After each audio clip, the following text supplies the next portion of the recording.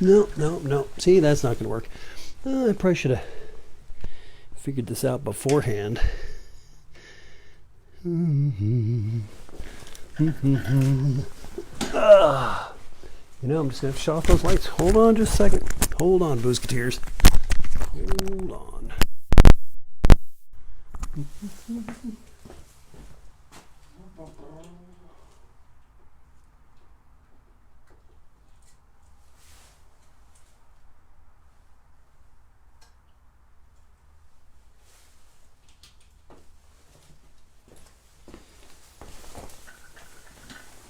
There we go. That's a little better. Okay. Well. Happy Tuesday, Boozeketeers. So I'm just getting set. Had a little bit of a mishap. Because the Wicked Wench sprung a leak, and so I've been relegated. We've been trying to get the bilge pumps running and get things sorted out, but unfortunately the Wicked Wench is going to be out of commission for a few days or weeks, or until, who knows, until next time. And see, look at that, I forgot my see, the paradigm of preparedness, which is not this show. But that's okay. That's okay, because we're not here to be accurate. We're not here to, make sense. We're just here. We're here to have some drinks, have some booze, and hang out, and see what's been going on, and talk about stuff and things, which I forgot to bring my paper full of stuff and things, so I'm just going to have to wing it. But that's okay, because, that's what we usually do anyway. I'm gonna make it up this time. I'm gonna wing it. No, I actually, so tonight, I thought long and hard about tonight's show, and there was a lot of fairly complicated things we were gonna do there in the Wicked Wench, but that's all out, because right now it's we got Booze Nanas, Captain Booze Nanas, and of course, Booze Monkey. They're manning the pumps back there. They're going crazy with the pump the water out of the bilge, and hopefully they'll have things dried out in time for a new show a couple weeks down the road. But in the meantime, here we are. We're out here in the garage with the various things that are out here. I could build something. I don't have to make drinks. I could build something. Operate power tools, get good and drunk, and then run things through the table saw, like my fingers. No, I wouldn't do that. That would probably not be good. But so what are we doing tonight? Well, I thought, since we're out here in the beautiful simplicity of the garage, maybe I should do a simplistic drink. And I realized that there's I don't know if it's really a cocktail. It's kind of a weird thing. We're gonna get started here. I'm sure you've heard of it. Tonight we're gonna be drinking Boilermaker. Now, Boilermakers actually have quite a long history, going back a long ways, which is what makes it historic, because of the time that passed. But so what a Boilermaker is beer and whiskey. It's easy. The most complicated thing about a Boilermaker is how do you want to serve it? Hello. Oh, there's my paper. Look at that. Producer Maggie, always on the job, bringing me my notes. I'm just going to see how much of this I can remember. But so basically, what is a Boilermaker? A Boilermaker is a shot of whiskey and a beer, and traditionally, it's a shot of cheap whiskey and a glass of cheap beer, because the Boilermaker it's not one of those crafty craft cocktail kind of things. It's basically just a drink for a working man. Comes home tired after a long day, making boilers, doing ironwork, working in the mines. It's kind of like here we could build a secret fort up here and climb up in there and then pretend we're miners. But so the Boilermaker is designed as a tool, which is, here we are in the shop full of tools for various jobs, tools to get things done. And the thing that a Boilermaker wants to get done is it wants to get your edge taken off quick style. So there's a couple of ways you can do this. One, traditionally, so So here's where we get into. Here's where the thing. It's kind of weird because there's traditionally, and then there's what people consider to be traditionally, and then there's what people commonly associate with the tradition. But the traditional Boilermaker is shot of whiskey,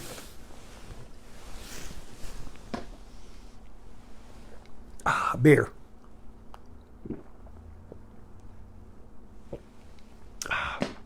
and like I said, cheap beer, cheap whiskey, no pretentiousness, no, you know, it's not fancy. You're doing a job. It's a hammer. It's the hammer of beverages. It will drive the nail of drunkenness right into your skull if you do it right. And so, like I said, there's several. So there's I wouldn't say controversy, but there's you know, people have lore and tales, and so most, I'm sure that someone out there is going, no, you drop the whiskey in the beer. Well, that is a way to do it. That's definitely a way. Most people think of a Boilermaker as a glass of beer, and you get a shot of whiskey and you drop it in the beer, and then you chug the whole thing down at once. Technically, yeah, that is what some people call a Boilermaker. A lot of people call those a depth charge, and those go along with also. There's a I don't know if you've heard of an Irish car bomb. That's you take a shot of whiskey and Irish cream, and drop it into a bottle or into a glass of Guinness, and chug the whole thing down. That's an Irish car bomb, they call that. There's other ones. I was interested, so I looked up. There's a couple others. There's the Herrengedeck, which is the gentleman's menu. It's a German Boilermaker, but they use grain brandy and beer, good German beer. There's one called the Impenarm, which is Imperial Whiskey, and Iron City Beer, which is, if you go to Pittsburgh and you order a Boilermaker, what you're going to get is an Impenarm, apparently, according to the people who say these things. Irish car bomb, we talked about that one. There's the Poktanju, which is Korean. That's where you have soju, which is a rice. It's kind of like a sake-esque. It's a hard alcohol made from rice and beer. And then there's two, the German and the Russian, which the German is called the U-boat and the Russian is called the Yorscht, which is vodka and beer. And now here we go, the Chicago Handshake. You know, we talked about this one here, which it would take a lot of beer, but Chicago Handshake is a shot of Jeppson's Malort. Shot of Malort along an old style, and they have an old style to wash that down with. And I think I would want like a case of old style to wash down the Jeppsons. Apparently, if you have a Mexican beer and a shot of tequila, that's a Desperado. So there you go. Who would have known? Who would have known? There's one. This one is actually one of the ones that I like. Which is in the Dutch pairing of Genever, which is Dutch gin and beer, and it's called the Kopstootje, which means the little headbutt. So you want to let's just knock a little bit of sense into you, then go with the Dutch gin and beer, because there you go. So the Boilermaker, from what I found, was first printed in the Art of Mixing Cocktail book in 1932, and they called it a block and fall. The reason was, they said, if you have two, you'll walk a block and fall. So, which that's the thing. Like I said, this is the Boilermaker is a tool. It's a tool, and you don't want to go nutty with it. You know, it's like, you know, you need to hang a picture. You don't want to get out a nail gun and just, like, you know, go gun. Well, I mean, you might want to. I would say have a Boilermaker first, then get out the nail gun, and you might not even need the picture. You could just do nail art in the wall. So I was saying, so there's the depth charge, which is you drop the shot into the beer, chug that all down. Some people will just pour them together, mix it, you know, stir it up, glass of beer, shot of whiskey, mix them together, and enjoy. I don't think that would be all that as enjoyable, because when you're talking, cheap beer and cheap whiskey, they're both beautiful things on their own, and you don't want to mess them up by mixing them together.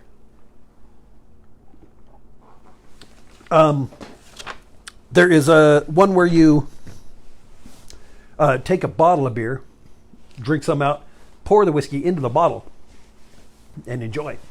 But so usually though, if you just get a shot and a beer, it has a very specific name. So if you go to a bar and you want to get a shot and a beer, and you want to impress the bartender with your bartending knowledge because you're like a mixologist, the correct term for that is a shot and a beer. Just so you know. Which it's funny when I don't know if it's funny. Might not be funny at all. Might be sad. I'll tell the tale and then you guys can decide. When I lived in San Francisco, there was a bar out on Market Street, down by Civic Center, and that was one of their things. It was one of those places that had no windows, and you knew why once you were in there. But but what it did have was their big thing. I don't even remember the name of it. It was bar, but they had a big sign: shot and a beer, $1.50. And now when I was a messenger, that was a thing of beauty. I'm telling you, bike messenger out there in San Francisco, shot and a beer for $1.50. Woohoo! Get right on it. But that's not the cool part, or maybe it is. I don't know. No, the one thing they had out in front of the place, they had this glass box, right?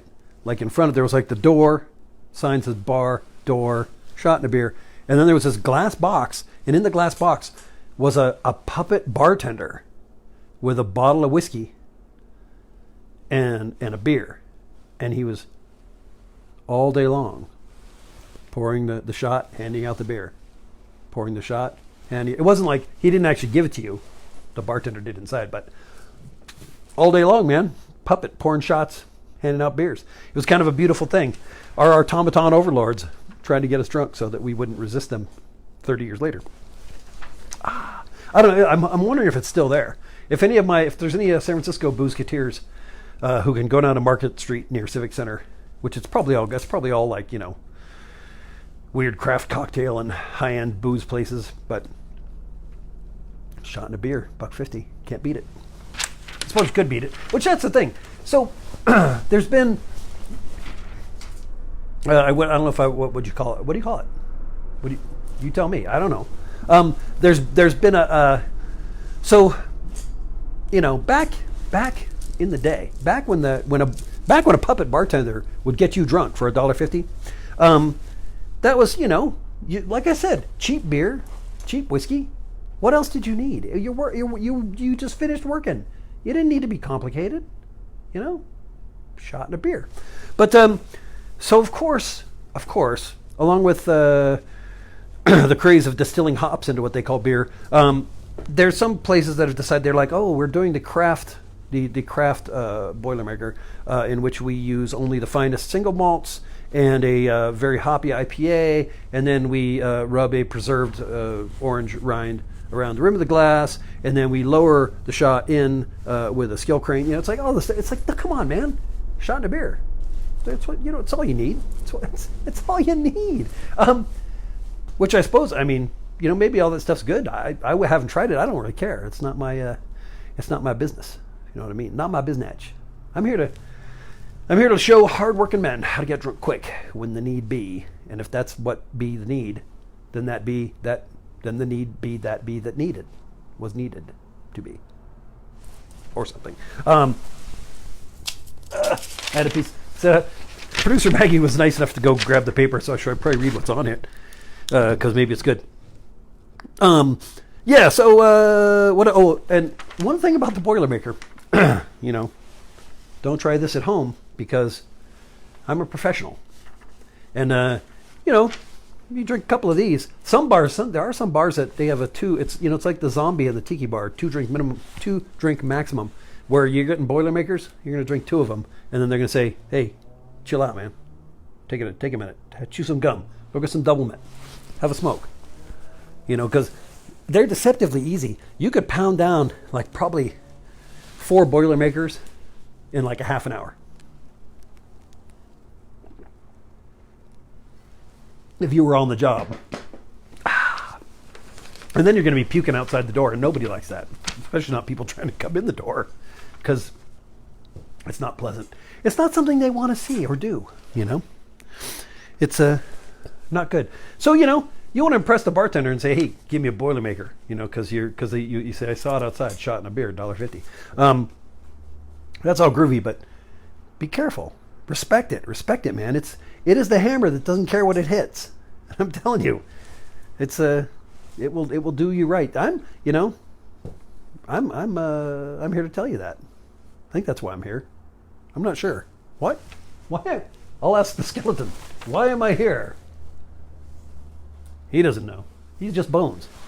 But I digress. So what's been going on, Boozeketeers? You guys been doing interesting things, interesting stuff out there? Having a good week. Last week we did something. Came from somewhere. Oh, last week we were at Chili's drinking the fantastic margaritas, and had ourselves a good old time knocking back the blood orange margaritas.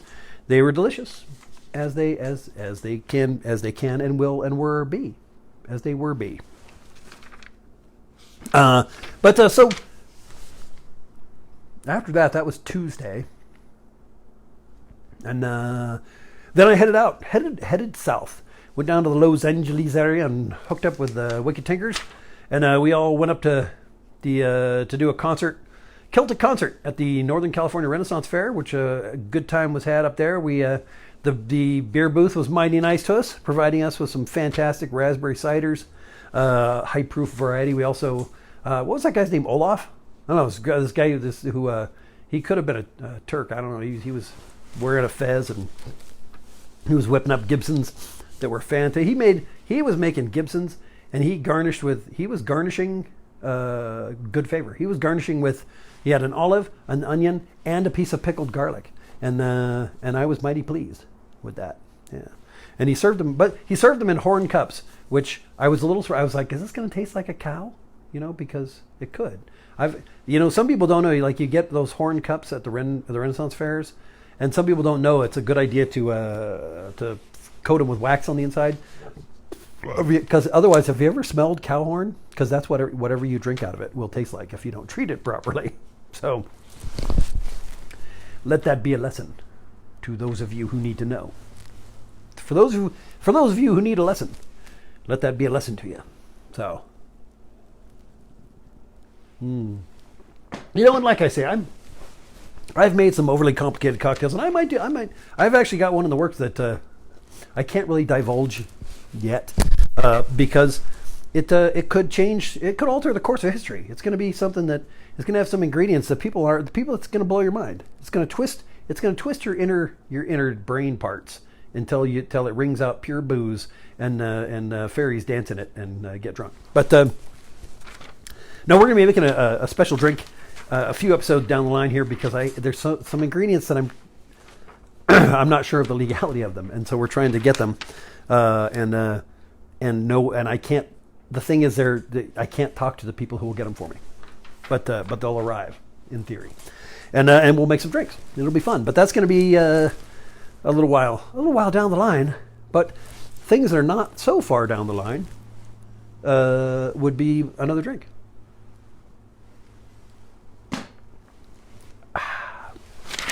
You guys wait right here. To go over to the beer fridge, since I'm in my garage. I have a beer fridge, because that's just how it is. Hold on. Gotta have a beer fridge in the garage.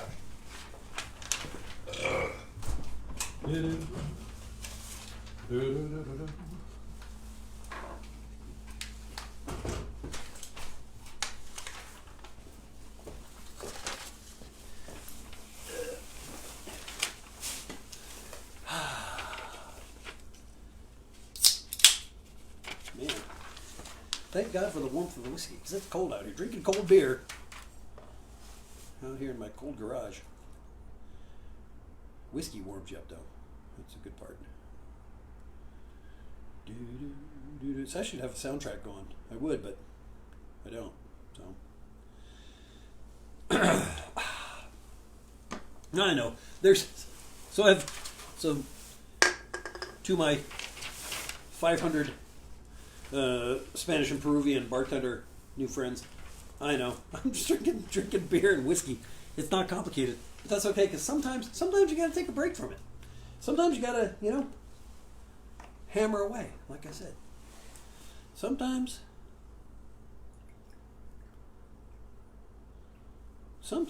you just gotta use the tool. Use the tools God gave you. There's a reason we have opposable thumbs, and that's to be able to open liquor bottles and wield hammers and write poems. I wrote a poem once, but I'm not going to recite it for you guys because you'd make fun of me. Maybe. I don't know.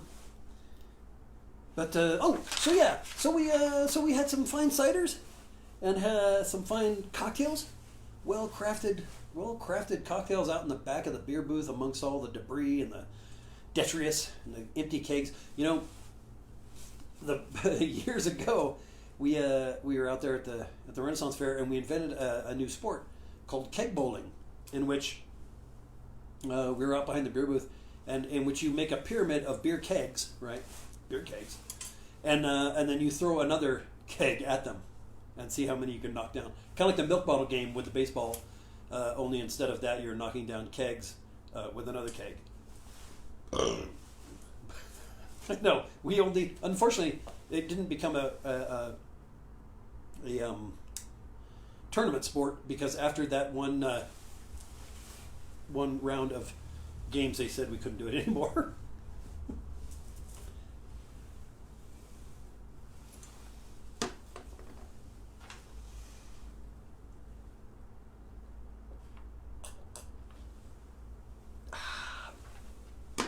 Shot in a beer, baby.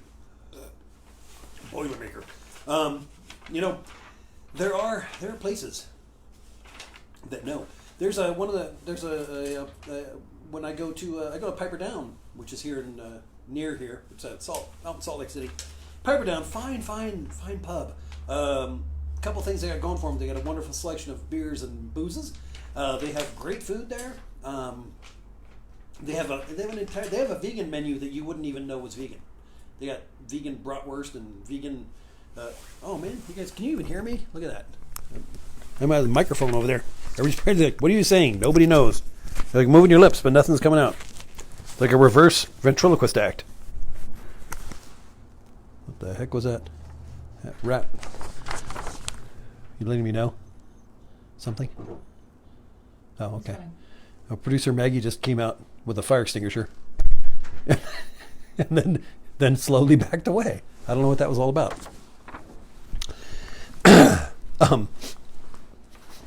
But what was I talking about? Something. There was something. Who knows? But anyway, so the Ren Fair, good stuff. Drank drinks, had ciders, but we also got to I say we because I mean them and I, but got to fulfill a something that I've wanted to do for a long time, which is so we in the band the Wicked Tinkers, we have a song called Weird Jigs in the B-52. Well, it's not a song. It's a couple of songs, but we do it as a set. And it's called the Weird Jigs in the B-52, and it's some weird Irish jigs. And then this song that's called the B-52, which was written by our friend Eric Rigler.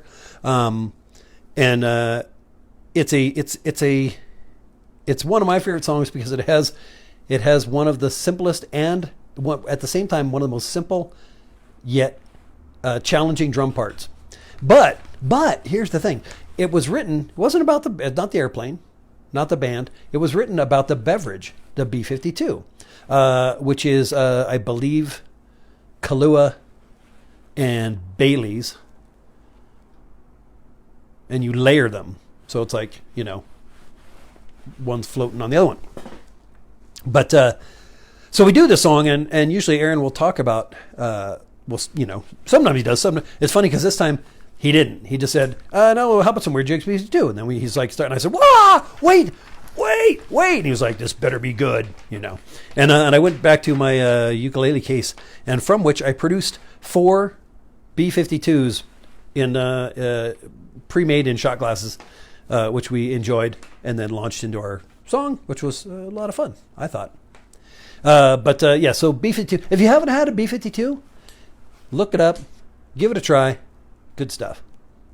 So, Producer Maggie said it's really good. and it is really good. So she's right. She's right about that one. So Ren Fair, that was a good time. Or we got to, like I said, have some good boozing. Turk's funny. We sent Turk ahead. He got there before we did, and apparently he stormed the beer booth, and they almost defeated him. they made him so many drinks in such rapid they subdued him with rapid deployment of beverages at a rate in which he could not keep up, apparently, and he had to escape. He had to run. He ran away. But we came back for more, and they said, "Oh, you again, huh?" And they automatically made us strong drinks. So that was good. That worked out for us. What else? Oh, so we did that. Went up, did that Northern California Ren Fair thing. And then when we came back Sunday night, we had a good time. We went to see our friend Austin out at Lano, which is a fantastic tiki bar out in Hollywood, right there on the Walk of Fame, with everybody's stars out there. We went out there and had ourselves some great drink. Had a pearl diver and a pina colada and the Curse of Lano. The Curse of Lano. And the Curse of Lano is, of course, a flaming drink. If you look on I posted some pictures earlier, last week, whenever it was, sometime, whenever it was, I posted some pictures, but I didn't post pictures of the good part, which was that when they were doing it, they basically just set everything except for us on fire. It was like flames going up everywhere, table flaring flames. It was wonderful. There was rivulets of flame running down the sides of my glass. Everything was on fire, and then I was able to. Then I enjoyed he had like a spritzer bottle full of ethanol and some nutmeg or something. It's like and like stuff going everywhere, and like I said, table was on fire. It was great. And the pearl diver was a little more tame, but it was delicious. There was no fire involved. But we got to see Austin out there, our friend, and see some fun stuff. He showed us some hidden attributes to the Lano bar, and we're there. That you may hear that name coming up in the future. There's some fun stuff in the works, but we haven't done a show. We haven't done a show from there. I think we may have done some some pictures, but maybe we'll do a live stream from Lano at some point, which would be a fine thing, because it is a fantastic tiki bar. Well, it is a tiki bar. It has tropical drinks. It has tikis, but it's not. It is not. It's more on the. It's more on the bamboo thatch and tropical print side, kind of like Damon's, than wall-to-wall tikis like, say, Forbidden Island or and such. Oh, which I'd like to give a shout out to my good friend Martin, who is partnered up with. He just opened up a bar called I believe it's called the Max's South. No, not Max's. See, I shouldn't say anything because I don't even remember the name now.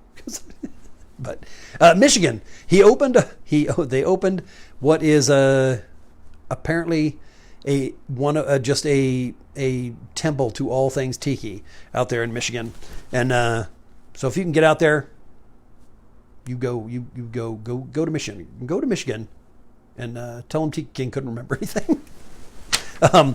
It's a Max's. Is it Max's South Seas? No. South Seas Hideaway, tropical. I don't know. Sorry.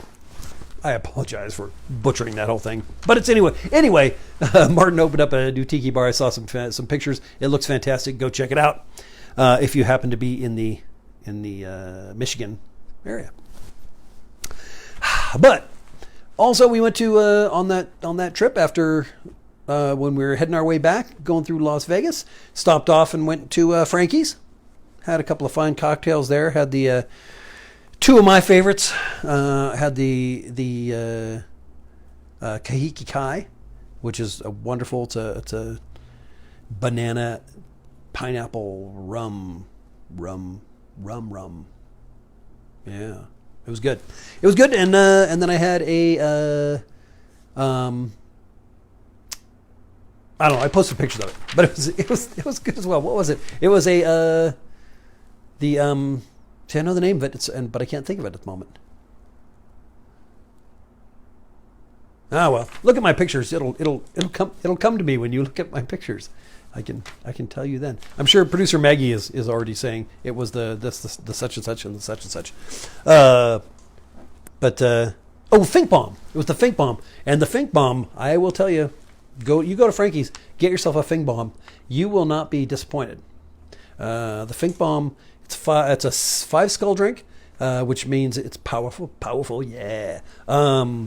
And it they say not to be fooled because it's smooth and sweet like me, but will mess you up just like me.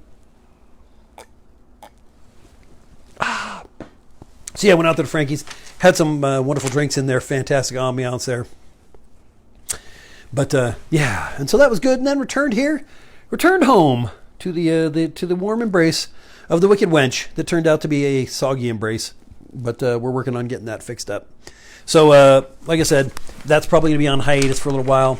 Meantime, we'll be coming to you from other places.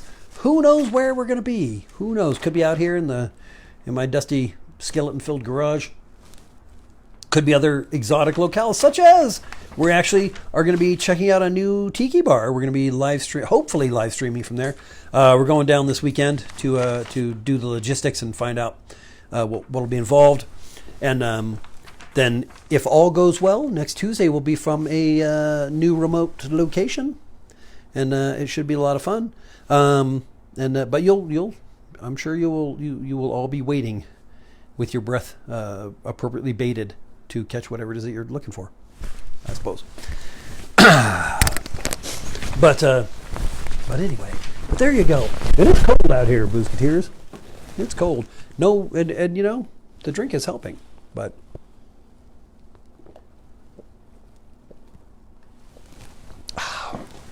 I'm not sure that ice cold beer, even such a fine beer as Pabst Blue Ribbon, can steal me from this bitter cold. It must be like 58 degrees out here. Oh, it's cold. I'm kidding. I was actually I had thought about doing it from outside out in the front because there's a yard full of skeletons out there too. There's skeletons everywhere. You come to where I live, you're gonna see there's gonna be skeletons. It's just how it is. I'm gonna turn a little bit to. Here we go. Whoa! Oh! Yeah, not Jeff Peterson, but hello. Oh yeah, turn away, why don't you? Anyway, there you go, Boozeketeers. I'm gonna finish up my beer, and I'm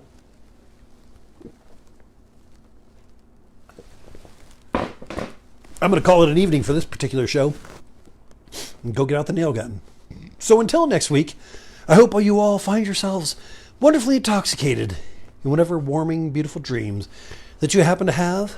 And remember, no matter where you go, I'm probably already drunk. So there you go, Boozeketeers. Until next week, good night and good drinking.